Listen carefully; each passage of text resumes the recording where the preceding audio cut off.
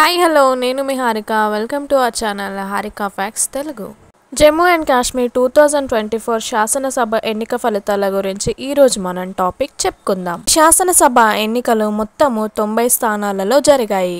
వీటిలో కొన్ని ప్రధాన పక్షాలు కూడా పోటీలో ఉన్నాయి.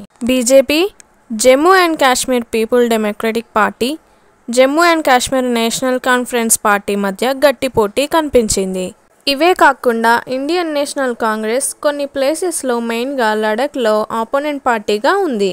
ఇవే కాకుండా communist party, Jammu and Kashmir Apni party, Bahujan Samaj party, Aam Aadmi పార్టీలు కూడా కొన్ని ప్లేసెస్లో పోటీ చేశాయి.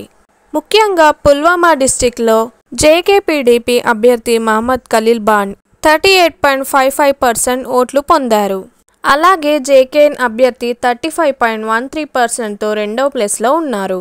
ఇక అనంతనాగ్ డిస్టిక్లో జేకేపీడీపీ అభ్యర్థి 51.20 ఓట్లతో ముందంజలో ఉండగా కాంగ్రెస్ 33.03 ఓట్లను పొందింది.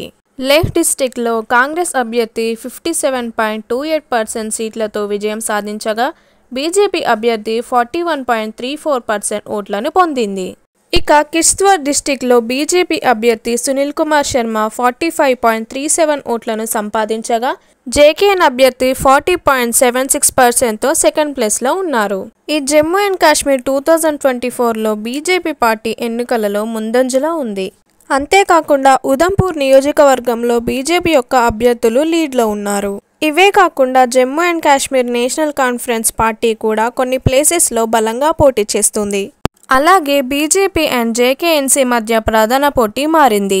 కొంతమంది స్వతంత్ర అభ్యర్థులు కూడా విజయం సాధించారని పీడీపీ వంటి పార్టీలు వెనుకబడినట్లు తెలుస్తుంది. ఈ శాసనసభ ఎన్నికల ఫలితాలను 8వ తారీఖు అక్టోబర్ 2024న ప్రభుత్వం ప్రజలకు తెలియజేయనుంది.